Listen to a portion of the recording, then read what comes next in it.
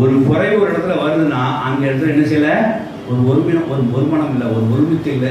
ஒரு குறைவு இடத்துல இருக்குன்னா அங்கே ஒருமைப்பாடு இல்லைன்னு அர்த்தம். ஒரு சபைக்குனாலும் சரி, ஒரு தனி குடும்பத்தினாலும் சரி, ஒரு ஊழியர்னாலும் சரி, அங்கே ஒருமுகம் இல்லைன்னா, ஒருமித்து இல்லைன்னா அங்கே ஒரு குறைவு இருக்கும். ஆனால் பரிசுத்த ஆவியானவர் அவர் அங்கே நிறைவாய் வரும்போது அந்த குறைவு என்ன செய்யும், போயிடும். அந்த பரிசுத்தம் நிறைவாக வரணும்னா நீங்கள் மறுபடியும் ஒருமனப்பட்டு வரணும். அப்படி ஒருமனப்படும் போது பரிசுத்த வந்து அங்கே என்ன செய்ய, குறைவு அங்கே நீங்கிறது.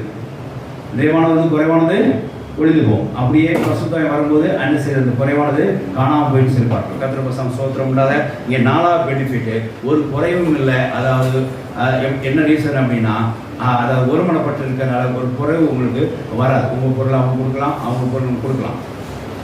வீட்டுக்குள்ளேயே நீங்கள் ஒரு அண்ணன் தம்பிக்குள்ளே அந்த பொருளை ஷேர் பண்ணிக்கலாம். ஒரு பைக் வாங்கினா போதும், 2 பேர் 3 பேர் ஷேர் பண்ணிக்கலாம்.